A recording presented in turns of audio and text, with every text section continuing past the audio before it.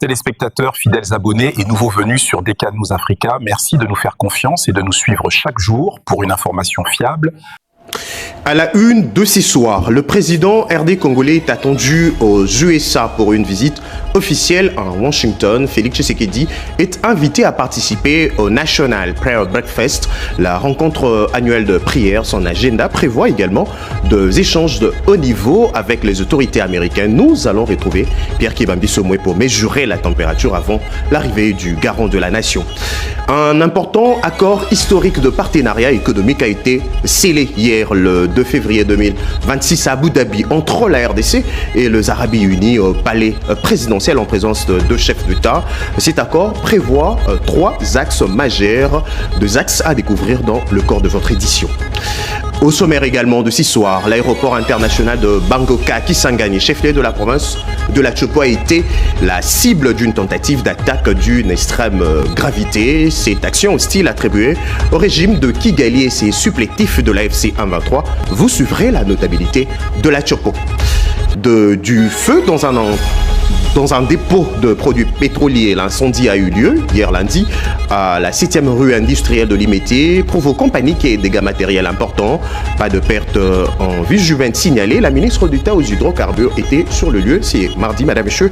Voilà tout pour le grande ligne. Bonsoir à toutes et à tous et bienvenue direction. Tout de suite, les USA où le président RD congolais est attendu pour une visite officielle. Félix Antoine Tshisekedi Tshilombo est invité à participer au National Prayer Breakfast, la rencontre annuelle de prière. Le chef de l'État prévoit aussi 2 échanges de haut niveau avec les autorités américaines depuis les États-Unis. Pierre Kibambi Somoué pour le résumé. Le président de la République, Félix Antoine Tshisekedi Tshilombo, est invité officiellement à Washington, aux États-Unis d'Amérique, pour participer au National Prayer Breakfast, une rencontre annuelle à laquelle est conviée l'élite politique, économique et sociale. Avec l'avènement du président de la République, Félix Antoine Tshisekedi Tshilombo à la magistrature suprême, la République démocratique du Congo occupe désormais une place de choix dans les concerts des nations. C'est dans cette optique que les États-Unis d'Amérique invitent le pays représenté au plus haut niveau de l'État à prendre part à cette rencontre annuelle de prières, incluant le président américain Donald Trump, son cabinet et des membres du Congrès américain. Une rencontre à laquelle sont invités des responsables religieux et des personnalités influentes du monde entier.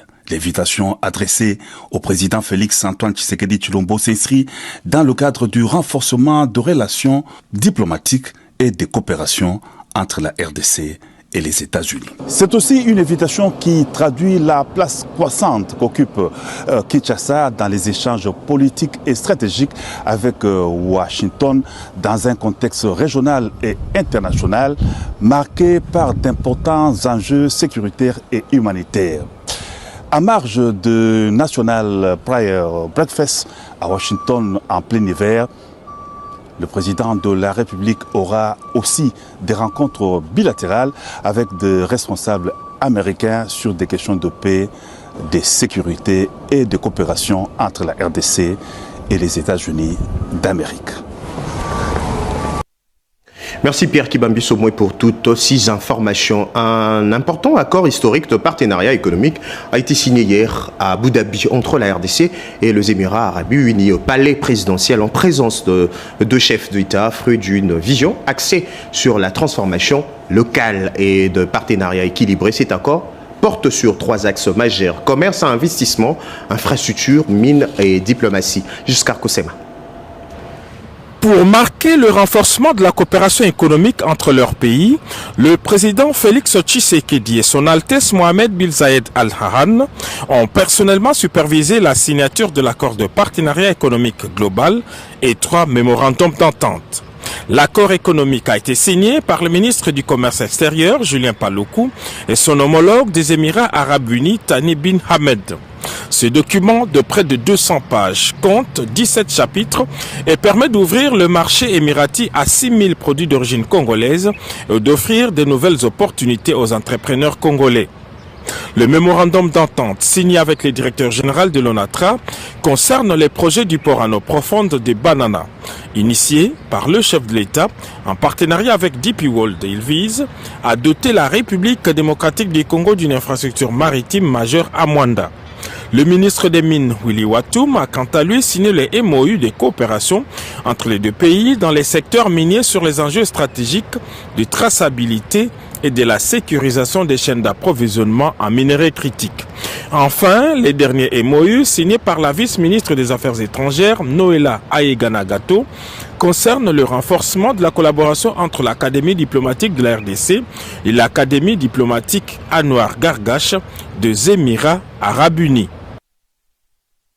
L'aéroport international de Bangoka Kisangani, chef-lieu de la province de la Chopo, a été la cible d'une tentative d'attaque d'une extrême gravité dans la nuit du 31 janvier au 1er février 2026. Une action hostile attribuée au régime de Kigali et ses supplétifs de l'AFC 123 visait une infrastructure stratégique du pays, mettant gravement en danger la sécurité nationale et la population civile. On écoute Patrick Matata Makalamba, député national élu de Kisangani. Ces attaques, qui ont eu lieu le week-end du 31 janvier au 1er février 2026, au moyen de plusieurs drones kamikazes chargés de munitions non conventionnelles, démontrent, s'il en était encore besoin, le caractère criminel du régime de Kigali. La ville de Kisangani est, une fois de plus, cible de la barbarie rwandaise. Rappelons que de nombreuses familles endeuillées par les atrocités des troupes rwandaises en 1997, 1998, 1999 et 2000 n'ont jamais séché leurs larmes. Obus largués sur des objectifs civils, corps éventrés jetés dans la rivière Chopo, enlèvements et disparitions forcées, viols et violations innommables des droits de l'homme. La population de la ville de Kisangani n'est pas prête à revivre ces scènes macabres venant du même régime sanguinaire du Rwanda, qu'ils prennent la couleur du RCD ou de la nébuleuse FC 123. Nous saluons la détermination du commandant suprême des FARDC, chef de l'État, Son Excellence Félix Antoine Tshisekedi Tshilombo, dont le ferme engagement et l'investissement ont permis aux forces de défense et de sécurité de la République démocratique du Congo de faire échec à ces attaques sordides en neutralisant la dizaine d'appareils des morts. Nous appelons subséquemment le gouvernement de la République à soutenir et renforcer les dispositifs sécuritaires de la ville de Kisangani et de ses environs. Nous invitons humblement et fraternellement la population boyomaise à demeurer vigilante et à collaborer étroitement avec les autorités locales dans la dénonciation de tous les mouvements suspects pour protéger efficacement notre ville contre les sanguinaires qui en veulent à la République démocratique du Congo. Le Congo profond, la première ministre Judith Suminwa Tuluka poursuit son itinérance dans la province de la Mongala dans le cadre du programme Action gouvernementale axée sur les infrastructures et la sécurité pour le bien-être de la population après l'Issala. Voici le TAP de Bongananga relaté par Emmanuela Commissaire, Chimène Dondo, Pompon Umba et Joe Patrick Koukou. Bongandanga, dans la province de la Mongala. Pour la toute première fois, un premier ministre foule le sol de ce territoire enclavé.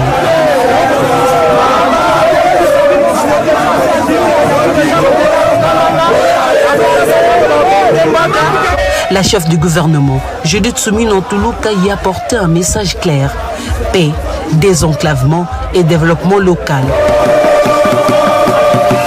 Arrivée par voie fluviale au village Ngozi, entre Bosso Simba et Bosso Nzanoa, la première ministre a été accueillie par une mobilisation populaire exceptionnelle. Une foule enthousiaste l'a accompagnée dès l'accostage, symbole d'un espoir renouvelé. Accompagné du gouverneur Jean-Colin Makaka, de plusieurs ministres et élus nationaux, Judith Suminwa Tuluka a annoncé des engagements concrets. Parmi ceux-ci figure le lancement imminent de travaux d'entretien de la route provinciale 309, longue de 125 km entre Ngozi et Bongananga Centre, ainsi que la construction de près de 70 ponts par l'office de route, les travaux sur la RN6 Bongananga Akula et l'acquisition de bacs fluviaux sont également prévus. Tolingi, to lancer des travaux, le gouverneur a lobby étude de faisabilité et Salamaki eza Monganda Tingonzi 125 km. RN6P oyo koleka ana Monganda ngati akula wana pe musala wana kala mingi te tozo banda. Pona likamwa baki tolobi makambo mibale. 1 tozo banda nanu tobongisa bako ekufaki.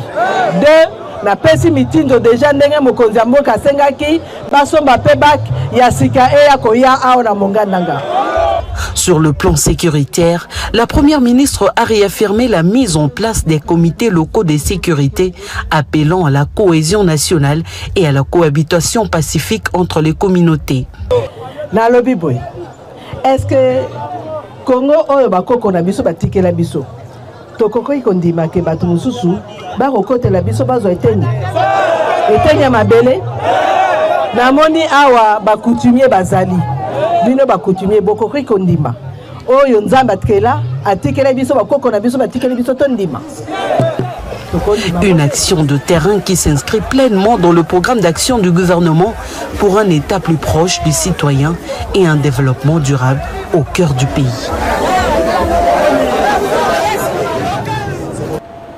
Dans l'actualité également, le travaux préparatoires sur le diagnostic de la qualité de services rendus par le télécom sont presque terminés. Les experts du ministère de Postes et Télécommunications, du numérique et de médias ont présenté chacun son rapport en présence du ministre José Panda et Kibassa. Ces rapports sera présenté au Conseil de ministres pour le Solutions idoines. Regardez. Les experts du ministère des Postes et Télécommunications, du numérique et de la communication ont présenté chacun, en présence des ministres sectoriels, le rapport sur le diagnostic de la qualité des services rendus. Il s'agit des travaux préparatoires présidés par le ministre des Postes et Télécommunications, Maître José Panda Kabangu, pour présenter des mesures concrètes au chef de l'État qui attend voir la population bénéficier des meilleurs services du numérique, de télécom et de l'audiovisuel. Concernant le secteur du numérique, 3 actions prioritaires ont été signalées. Il s'agit entre autres de la dotation par la RDC d'un data center national, mais aussi construire et rendre opérationnel le guichet numérique. Dans le secteur de l'audiovisuel, un diagnostic technique a été élaboré. Il s'agit de l'insuffisance des infrastructures modernes de la télévision numérique terrestre, du manque d'entretien du réseau analogique, mais aussi de la saturation du spectre audiovisuel. Et dans le secteur de postes et télécommunications, la nécessité de la réalisation d'une cartographie des infrastructures critiques et l'établissement d'un cadre de collaboration permanent entre le gouvernement, le régulateur et les opérateurs pour la planification, suivi et résolution de problèmes a été envisagé. Le représentant du ministre de la Communication et Médias explique la nécessité de cette réunion. La réunion d'aujourd'hui entre dans la droite ligne des travaux préparatoires de ce grand rapport qui sera transmis à la haute hiérarchie. Les 3 ministres ont voulu présenter un seul rapport au chef de l'État parce que cette instruction les concernait tous. C'est ainsi que chaque ministère est venu avec les experts du secteur pour travailler sur la méthodologie et le moyen de mise en commun de ces différents rapports afin que les autorités politiques qui sont les ministres puissent mettre la dernière main et préparer, le présenter le plus tôt que possible en Conseil de ministres. À noter que ces travaux font suite aux instructions du chef de l'État données lors de la 74e réunion du Conseil des ministres. Santé à présent vers l'indépendance dans la production locale de médicaments en RDC. Le ministre Samuel Roger Kamba a présenté le grand projet pour devenir un leader dans l'industrie pharmaceutique en Afrique centrale. Robert Ndaye et Turbo Chimang. Dans un discours marquant, le ministre de la Santé publique, Dr Samuel Roger Kamba, a dévoilé les grandes ambitions du gouvernement de la République sous l'impulsion du président Félix Antoine Tshisekedi Tshilombo pour devenir un leader dans l'industrie pharmaceutique en Afrique centrale et australe. Cette initiative, selon le ministre de la Santé publique, Dr Samuel Roger Kamba, vise à renforcer la capacité médicale du pays en produisant des médicaments localement. Dr Samuel Roger Kamba a décrit cette ambition comme une réponse essentielle aux défis de santé auxquels fait face la République démocratique du Congo. Quand nous étions avec le président de la République à l'Union africaine, quand il était président de l'Union africaine, nous avions poussé l'Afrique de manière générale et nous-mêmes en particulier pour que nous allions vers le développement, la production locale des médicaments. Et c'est ça notre stratégie maintenant, c'est que nous devons produire localement.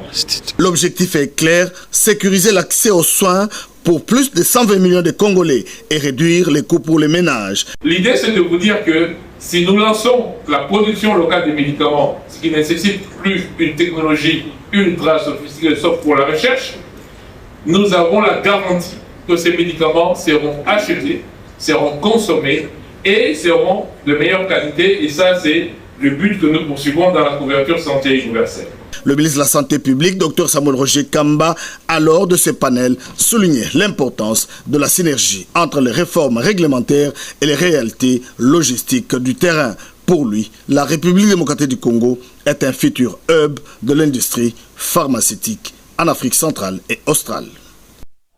Tout à fait autre chose, le rapporteur adjoint de la Chambre basse du Parlement congolais a effectué une visite de terrain à 41 km de la ville de Lubumbashi. Nous sommes dans le Haut-Katanga, question d'apporter son aide humanitaire aux femmes vulnérables. Regardez. Et à l'entame de cette édition, du feu dans un entrepôt de produits pétroliers. L'incendie a eu lieu hier lundi à la 7e rue industrielle de Limete, provoquant panique et dégâts matériels. Selon le bilan officiel, pas de perte en vue humaine, mais plusieurs bâtiments ont été détruits. Plusieurs familles et travailleurs se retrouvent aujourd'hui sinistrés. Retour sur ces tragédies dans un reportage signé Christelle Liundula et Dieu merci Seka.